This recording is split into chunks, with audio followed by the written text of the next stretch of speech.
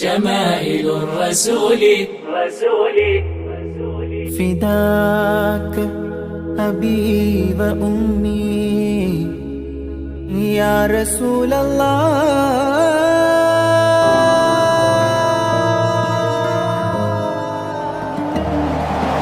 في القلب زاد الحنين நஹ்மதுஹு வ நுஸல்லி அலா ரசூலில் கரீம். ரொம்ப நீளமாலாம் பேசலை, ஆல்ரெடி எல்லாமே பாதி தூக்கத்தில் உட்காந்துருக்கீங்க. அதனால் ஷார்ட்டாக முடிச்சுக்கிறேன் இன்ஷா அல்லாஹ். மாணவர்களே, இந்த பாபில் ரசூலுல்லாஹ்வுடைய பெயர்கள் சொல்லப்படுகிறது. ரசூலுல்லாஹ் சொல்கிறார்கள், நாங்கள் தான் முஹம்மத், நான் தான் அஹ்மத், நான் தான் ரஹ்மத்தினுடைய நபியாக இருக்கிறேன் என்பதாக பலதரப்பட்ட பெயர்களை சொல்கிறார்கள். இதில் முதலிலே ஒரு சில விஷயங்களை மட்டும் தெரிந்து கொள்வோம். முஹம்மது என்றால் புகழப்படக்கூடியவர்கள், புகழப்பட்டவர்கள் என்பதாக அர்த்தம்.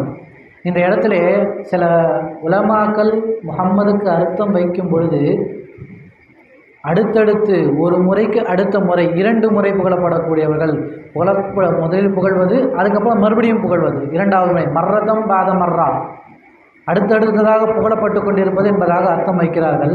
அதற்கு ஒரு சில விளக்கங்களை கூறுகிறார்கள். முதலாவதாக, பெருமானார் படைக்கப்படுவதற்கு முன்பாகவே முன்னுள்ள வேதங்களில் அஹ்மத் என்பதாக புகழப்பட்டு விட்டார்கள். அதேபோன்று குர்ஆனிலே அல்லாஹ் புகழ்வதின் மூலமாகவும் பெருமானார் புகழப்பட்டு விட்டார்கள். இது முதலாவதாக சொல்கிறார்கள். இரண்டாவதாக, இந்த உலகத்திலே பெருமானார் நபி ஸல்லல்லாஹு அலைஹி வஸல்லம் அவர்களின் உம்மத்தின் மூலமாக புகழப்படுகின்றார்கள், புகழப்பட்டார்கள், புகழப்படுவார்கள். கியாமத்துடைய நாளிலே மகாமுல் மஹ்மூத் என்ற உயர்ந்த அந்தஸ்தை கொடுப்பதன் மூலமாகவும் சிறப்பு பெற்று புகழப்படுவார்கள். எனவே 2 முறை பெருமானார் ஸல்லல்லாஹு அலைஹி வஸல்லம் அவர்கள் புகழப்படுகிறார்கள். ஒன்று, முந்தைய காலத்தினுடைய கிதாபுகளிலே புகழப்படுவதன் மூலமாக, குர்ஆனிலே புகழப்படுவதன் மூலமாக.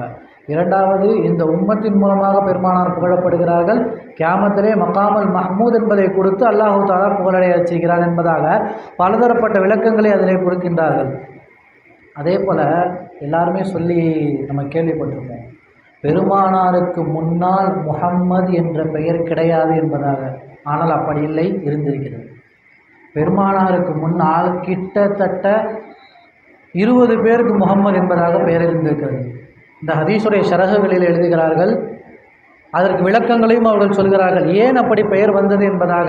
நான் இல்மை பேசி கொண்டிருக்கிறேன், அவங்க நல்லா தூங்குறாரு, நீ என்ன வேணால் பேசுப்பா போ, எங்களுக்கு என்ன, எல்லாரும் திரும்பி பார்க்காதீங்க, யார் சொன்னா அவங்க தெரிஞ்சால் போதும். எனவே பெருமானாருக்கு முஹம்மது என்பதாக பெயர் வைப்பதற்கு முன்னாலேயே 20 பெயர்கள் முஹம்மது என்பதாக இருந்திருக்கிறது. ஆனால் இந்த ஹதீஸுக்கு ஷரஹ் எழுதக்கூடிய இமாம் எழுதுகிறார்கள், அதிலே தக்ராறாக வரக்கூடிய பெயரை நாம் நீக்கிவிட்டால் கிட்டத்தட்ட 15 பேர்கள் முஹம்மது என்பதாக இருந்திருக்கிறது. அதற்கு என்பதாக ஒரு கிதாபை எழுதியிருக்கிறார்கள். ஹதீஸிலே வந்திருக்கக்கூடிய இதை நான் சொல்கிறேன். அந்த முஹம்மது என்ற பெயரை வைத்து ஒரு கிதாபை எழுதியிருக்கிறார்கள். பெருமானாருக்கு முன்னால் யார் யாருக்கெல்லாம் முஹம்மது என்பதாக பெயர் இருந்தது, ஏன் அவ்வாறு வைக்கப்பட்டது, அதற்கு காரணம் சொல்லுகிறார்கள். பெருமானார் பிறப்பதற்கு முன்பாகவே சில அறிவிப்புகளை யகூதிகள் செய்துவிட்டார்கள். உங்களுடைய உம்மத்திலே, இந்த உம்மத்திற்கு பெருமானார் நபி என்பதாக, முஹம்மது ஸல்லல்லாஹு அலைஹி வஸல்லம் என்பதாக ஒரு நபி வருவார் என்பதாக முன்னறிவிப்பு செய்ததின் காரணமாக நிறைய பேர் முஹம்மதுனே பேர் வச்சாங்களாம். அதனாலே முஹம்மதுன்னு சொல்லிட்டு நிறைய பேர் வச்சிருக்கிறாங்க அப்படின்னு சொல்கிறாங்க. அதில் ஒரு சில பெயர்களை நாம் பார்ப்போம். அதில் ஒரு சில பேர் பார்த்தா அப்படின்னு சொன்னால் ரொம்ப ஃபேமஸான ஆளுங்க. அஷ்ஹருஹும் முஹம்மது இப்னு அதி இப்னு ரபியா, இவங்களுடைய பெயர் முஹம்மத், பெருமானார் வருவதற்கு முன்னாலே.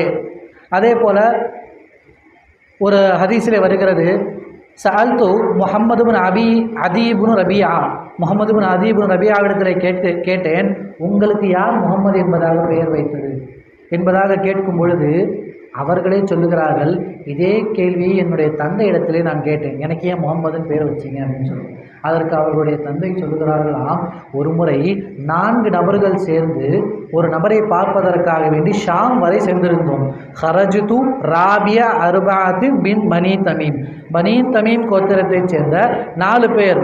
ஒருவர் சுஃபியான் இப்னு மஜாஷியா, இரண்டாவது யசீத் இப்னு அம்ர் இப்னு ரபியா, மூன்றாவது உசாமா இப்னு மாலிக் இப்னு ஹபீப் இப்னு அம்மர், இவங்கெல்லாம் சேர்ந்துட்டு நாங்கள் ஒரு ஆளை பார்ப்பதற்காக வேண்டி சென்றோம். அவர்களுடைய பெயர் இப்னு ஜஃப்னத அல் கசானி பிஷாம், ஷாமில் இருக்கக்கூடிய நபர்.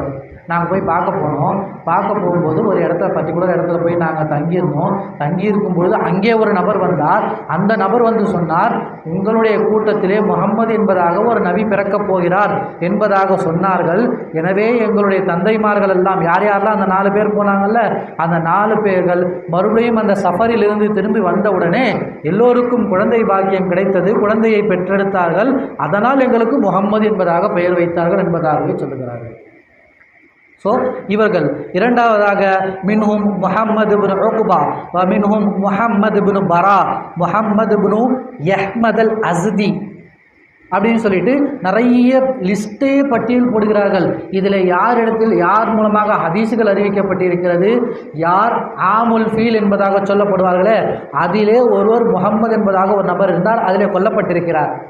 அவர்கள் எந்த முகம்மது அந்த போரிலே கொல்லப்பட்டார்கள், அவர்கள் மூலமாகத்தான் இந்த ஃபீலுடைய சம்பவம் நடந்திருக்கிறது என்பதாக அவர்களுடைய சிறு சிறு வரலாறுகளை இணைத்து இந்த ஹதீஸுடைய ஷரையிலே சொல்லிக் கொண்டிருக்கிறார்கள். நாம் எல்லாம் ஆலிம்களாக இருக்கின்றோம். நன்றாக புரிந்து கொள்ளுங்கள். நமக்கு இந்த தீனுடைய கல்விகளை கற்றுக்கொள்வதன் மீது தேட்டம் இருக்க வேண்டும். இந்த ஹதீஸை வாசிக்கும் போது ஒரு வார்த்தை வந்தது, சுஹ்ரி என்பதாக. இப்னு ஷிஹாப் சுஹ்ரி அவர்களை பற்றி கேள்விப்படும் பொழுது, நாதாக்களுடைய வலிமார்களுடைய வரலாறுகளை நாம் கேள்விப்படும் போது புல்லரித்து போகிறது. பெரிய 7ஆம் 6ஆம் தெரியும்னு நினைக்கிறேன். அல்லாமா அவுஸாஇ ரஹ்மத்துல்லாஹி அலைஹி, எத்தனை பேருக்கு தெரியும்னு சொல்லி எனக்கு தெரியல. அல்லாமா அவுஸாஇ ரஹ்மத்துல்லாஹி அலைஹி யாருக்காவது தெரியுமா?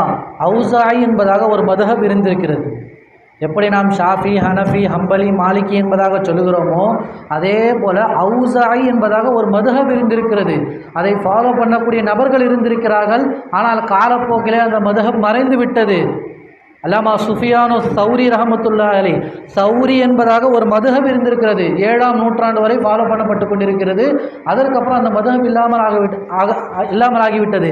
அப்பேற்பட்ட மதுஹபுக்கு சொந்தக்காரரான அவுஸாஇ ரஹமத்துல்லாஹி அலைஹி அவர்கள் ஒரு போர் வீரர். அவங்க போரில் போய் சண்டை போடக்கூடிய ஒரு வீரர். ஒரு போருக்காக வேண்டி, சண்டை போடுவதற்காக வேண்டி ஒரு இடத்திற்கு சென்றார்களாம். சென்ற பொழுது அங்கே தொழுக வேண்டும். பேசலாம் இல்லை, முக்கியமான இதெல்லாம் இதுதான் தீனுடைய இல்ம் என்பது. இதை கற்றுக்கொள்ளுங்கள். போர் புரிவதற்காக வேண்டி ஒரு இடத்துல செல்கின்றார்கள். செல்லும் பொழுது தொழுகைக்காக வேண்டி ஒரு பள்ளிவாசலிலே தொழுகை செல்லுகின்றார்கள். தொழுது கொண்டிருக்கிறார்கள். அவர்கள் தொழுகும் போது பின்னால் இருந்து ஒரு நபர்கள் அவரையே பார்த்து கொண்டிருக்கிறார்கள், இவர் எப்படி தொழுகிறார் என்பதாக. இவர்களுடைய தொழுகை பின்னால் இருக்கக்கூடிய அந்த நபருக்கு பிடித்து போகவே அவர்கள் கேட்கிறார்கள், நீங்கள் எங்கேருந்து வரீங்க, எதுக்காக வேண்டி போகிறீங்க, இங்கே வரீங்கன்னு சொல்லி கேட்குறாங்க. நான் இந்த மாதிரி இந்த இடத்துல இருந்து வரேன், இந்த போருக்காக வேண்டி போகிறேன் என்பதாக எல்லா விஷயத்தையும் சொல்லிவிட்டு, இந்த மாதிரி எல்லா விஷயங்களையும் அவர்கள் சொல்லிவிட்டு, இந்த மாதிரி இருக்குது அப்படின்னு சொன்ன உடனே, நான் உங்களுக்கு சில ஹதீஸுகளை படித்து தருகிறேன், அந்த ஹதீஸுகளை கற்றுக்கொள்ளுங்கள் என்பதாக சில ஹதீஸுகளை சொல்லிக் கொடுக்கிறார்கள். சொல்லி கொடுத்தவர்கள் வேறு யாரும் இல்லை, அல்லாமா இப்னு ஷிஹாப் சுஹ்ரி ரஹ்மத்துல்லாஹி அலைஹி. அவர்கள் ஹதீஸுகளை கற்றுக் கொடுக்கிறார்கள். அவர்களை கற்றுக் கொடுத்த முடித்த உடனே நேராக அங்கேருந்து எந்திரிச்சு வந்து அவருடைய படை தளபதியிடத்தில் சொல்லுகிறார்கள், போருக்கு நீங்கள் செல்லுங்கள், எனக்கு இங்கே வேறு வேலை இருக்குது என்பதாக அன்று முதல் கல்வி தேட்டத்திலே ஆரம்பித்த அவுஸாஇ ரஹ்மத்துல்லாஹி அலைஹி அவர்கள் அதற்கு பிறகு மிகப்பெரிய ஒரு இமாமாக உருவெடுக்கிறார்கள். இதையெல்லாம் நாம் எப்பொழுது படிக்கப் போகிறோம்? ஹதீஸுகளின் மூலமாகத்தான். அஸ்மாஉர் ரிஜாலை நாம் கற்றுக்கொள்ள வேண்டும். எத்தனையோ நபர்கள் இருக்கின்றார்கள், அவர்களுடைய வரலாறுகளை நாம் கேள்விப்படாத எத்தனையோ விஷயங்கள் இருக்கிறது. யாருக்கா எல்லாத்துக்கும் தெரியும். ஒய்சுல் கருணி ரலியல்லாஹு அன்ஹு அவர்களை பற்றி எல்லாருக்குமே தெரியும். அவர்களுடைய அடையாளங்கள் சீரத் கிதாபிலே கூறப்பட்டிருக்கிறது. யாராவது அவருடைய அடையாளங்களிலிருந்து ஏதாவது ஒரு அடையாளம் சொல்ல முடியுமா? பெருமானார் ஸல்லல்லாஹு அலைஹி வஸல்லம் காபாவுடைய முற்றத்திலே அமர்ந்து கொண்டிருக்கிறார்கள்.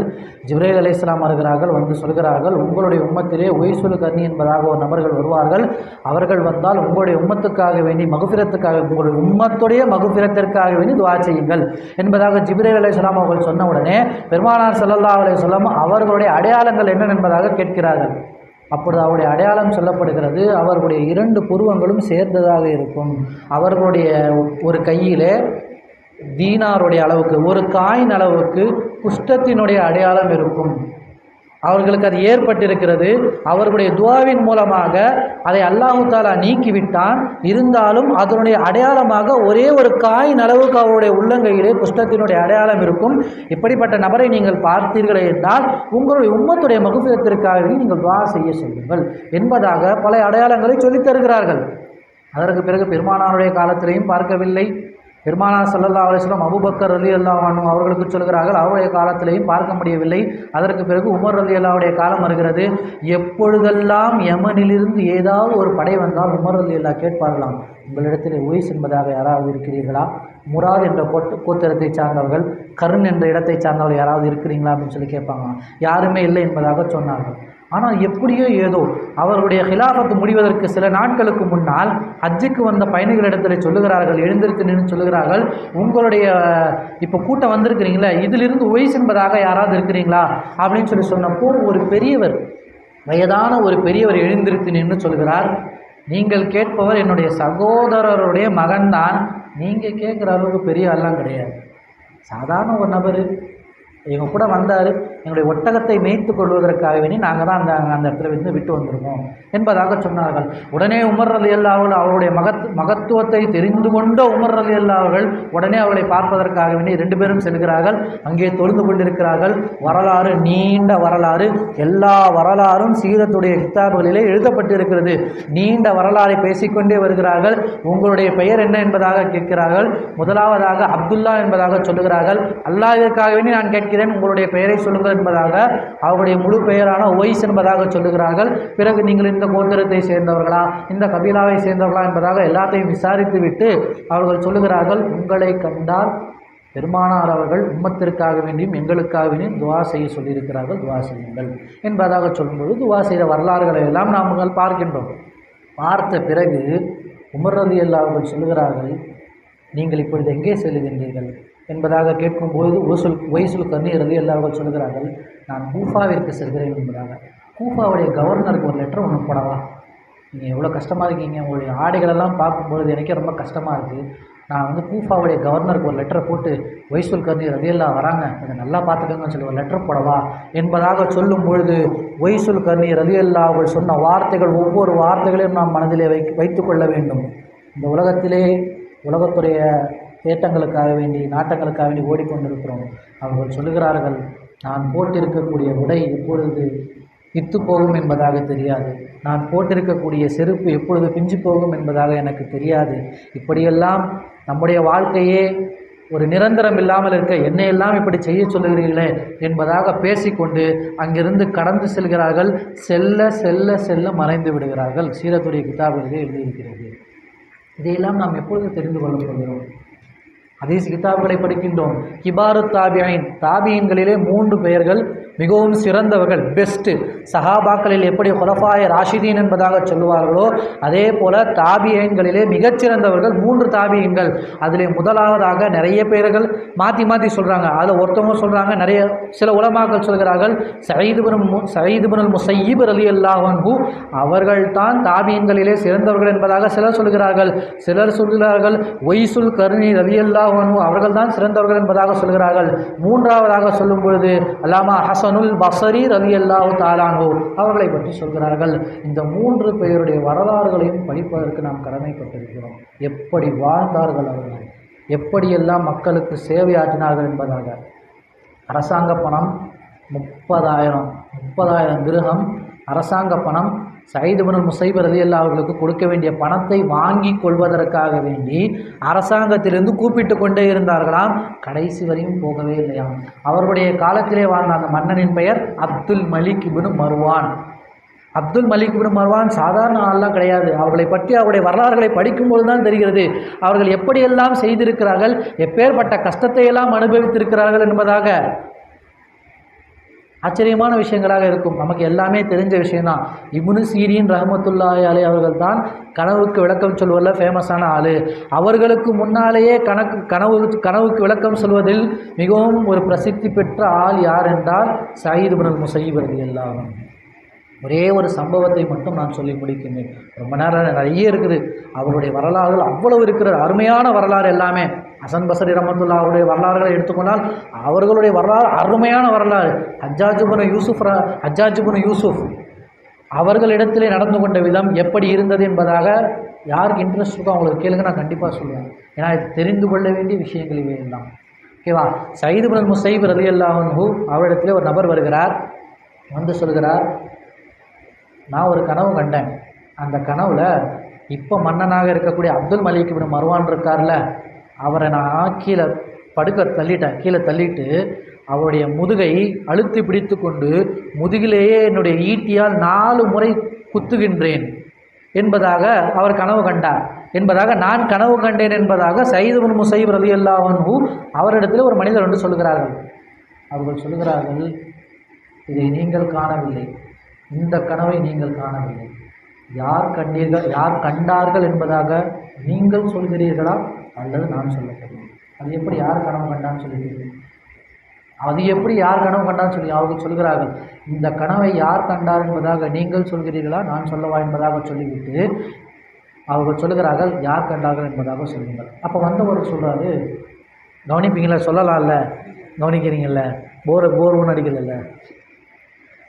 அப்போ அவங்க சொல்கிறாங்க, ஆம், இதை நான் காணவில்லை, இப்னு ஜுபைர் ரலியல்லாஹு அன்ஹு இதை கண்டார்கள், அவர்கள் தான் தங்களிடத்தில் கேட்டு வர சொன்னார்கள், அதற்காக வேண்டி நான் வந்திருக்கிறேன். அப்பொழுது அவர்கள் சொல்கிறார்கள், இன் சதகத் ருயாஹு அவர்களிடத்தில் ஏதேனும் ஒரு கனவை பற்றி சொன்னால் அவர்கள் சொல்லக்கூடிய வார்த்தை இன் சதகத் ருயாஹு. அவர்கள் சொன்ன கனவுகளின் விளக்கங்கள் எல்லாம் தமிழாக்கம் நான் வைத்திருக்கின்றேன். நானே நான் மறந்துடக்கூடாது அப்படின்றதுக்கு வேண்டி தமிழாக்கம் செஞ்சு வச்சிருக்கிறேன். ஒரு 4-5 கனவுக்கு அவங்க விளக்கம் சொல்லியிருக்கிறாங்க. இன் சதகத் ருயாஹு அவர்கள் சொல்லுவது உண்மையாக இருந்தால் அவர்கள் தான் கொல்லப்படுவார்கள் அப்துல் மலிக் இப்னு மர்வானின் மூலமாக. ஆனால் கனவிலே எப்படி காட்டப்படுகிறது, இவர்கள் அப்துல் மலிக் இப்னு மர்வானை சாத்தி ஈட்டியால் 4 குத்துற மாதிரி தெரியுது. ஆனால் அவர்கள் சொல்லுகிறார்கள், இதை கண்ட இப்னு ஜுபைர் ரலியல்லாஹு அவர்கள் தான் வஃபாத் ஆகுவார்கள் என்பதாக சொல்லிவிட்டு சொல்கிறார்கள், அவர்கள் 4 முறை குத்தினார்கள் அல்லவா, அதோடைய விளக்கம் என்னவென்றால் அவருக்கு பிறகு அவருடைய குழந்தைகளிலிருந்து 4 பெயர்கள் ஹலீஃபாவாக நிர்ணயிக்கப்படுவார்கள். இதுதான் இதோடைய விளக்கம் என்பதாக சொல்லுகிறார்கள். அதற்கு பிறகு ஒருவர் சொல்லுகிறார்கள், இந்த மாதிரி ஹசன் ரலியல்லாஹு அன்ஹு அலி இப்னு அபி தாலிப் ரலியல்லாஹுடைய மகனான ஹசன் ரலியல்லாஹு அன்ஹு ஒரு கனவை கண்டார்கள். அவர்களுடைய நெத்திக்கு மத்தியில் இந்த இடத்திலே குல்ஹு அல்லாஹ் என்பதாக எழுதியிருக்கிறதாம் என்பதாக கண்டார்கள் அப்படின்னு சொல்லிட்டு ஒருத்தவங்க சொல்கிறாங்க. அப்பொழுது அவர்கள் சொல்கிறார்கள், இன் சதகத் ருயாஹு அவர்களுடைய கனவு உண்மையாக இருந்தால் அவர்கள் மக்களுக்கு மத்தியிலே சிறிது காலம்தான் வாழ்வார்கள் என்பதாக சொன்னார்கள். அவர்கள் எப்படி சொன்னார்களோ அதே போல நடந்தது. எனவே அல்லாஹ்வின் நல்லடியார்களை நாம் நன்றாக புரிந்து கொள்ள வேண்டும். இப்னு சீரின் ரஹ்மத்துல்லாஹ் அவர்களுக்கு முன்னாலே கனவுக்கு விளக்கம் சொல்பவர்களாக சயீத் இப்னு முஸையிப் ரலியல்லாஹு அவர்கள் இருந்திருக்கிறார்கள். அவருடைய வாழ்க்கை வரலாறை நாம் படித்து தெரிந்து கொள்ள வேண்டும். இப்பேற்பட்ட அந்தஸ்திற்கு சொந்தக்காரரான சயீத் இப்னு முஸையிப் ரலியல்லாஹு அன்ஹு அவர்களுடைய மகளுடைய நிக்காஹை நடத்திய விதமெல்லாம் நமக்கு ஆச்சரியம் தருகிறது, ஆச்சரியமாக இருந்தது. எப்படி நிக்காஹ் நடத்தி கொடுத்தார்கள், எப்படி வாழ்ந்தார்கள் என்பதாக. இன்னொன்று என்ன தெரியுமா, இந்த விஷயத்தை நான் கன்ஃபார்ம் பண்ணாமல் சொல்லலை, நான் கன்ஃபார்ம் பண்ணிவிட்டு இன்ஷால்லாஹ் உங்களுக்கு சொல்கிறேன். எனவே இப்படிப்பட்ட ராவிகளுடைய வரலாறுகளை நாம் தெரிந்து கொள்ள வேண்டும், இமாம்களுடைய வரலாறுகளை நாம் படித்து தெரிந்து கொள்ள வேண்டும். அப்பொழுதுதான் இஸ்லாமிய வரலாறு எப்படிப்பட்ட வரலாறு, நாம் எப்பேற்பட்ட ஹதீஸுகளுக்கு சொந்தக்காரர்கள், நாம் ஒரு ஹதீஸை படிக்கும்பொழுது அதிலே வரக்கூடிய ஒவ்வொருவரும் ஹிட்டன் ஜெம் என்பதாக சொல்வார். ஒவ்வொருவரும் ஜெம்ஸை போல ரத்தினங்களை போன்றவர்கள் ஒவ்வொருவர்களும். இதில் ஒரு சில பெயர்கள் எல்லாம் படிக்கும் பொழுது நான் படித்தது எனக்கு ஞாபகம் வருகிறது. ஜிர் என்பதாக ஒரு பெயர் வந்தது, ஜிர் பின் ஹுபைஷ். இன்னும் ஞாபகம் இருக்கு எனக்கு. ஜிர் அப்படின்னு சொன்னால் ஜிர் பின் ஹுபைஷ், அப்துல் ரஹ்மான் பின் மஹதி, குதைபா பின் சயீத், அஹமது பின் மணி, அவருடைய பெயரெல்லாம் அடிக்கடி உச்சரித்த ஞாபகம் எனக்கு இன்னும் வருகிறது. எனவே நாம் கல்வி தேடலின் மீது அதிகமாக ஆர்வம் கொண்டவர்களாக ஹதீஸ்களை நன்றாக படித்து அதன்படி அமல் செய்யக்கூடிய ஆலிம்களாக அல்லாஹ் நாம் அனைவரையும் ஆக்கி அருள் புரிவானாக. எனக்கு இப்படிப்பட்ட ஒரு அருமையான வாய்ப்பை ஏற்படுத்தி கொடுத்த அனைவருக்கும் நன்றி கூறி இந்த வாய்ப்பை பொன்னான வாய்ப்பாக நான் கருதி என்னுடைய பேச்சை நிறைவு செய்கிறேன். அஸ்ஸலாமு அலைக்கும் வரஹ்மத்துல்லாஹி வபரகாத்துஹு.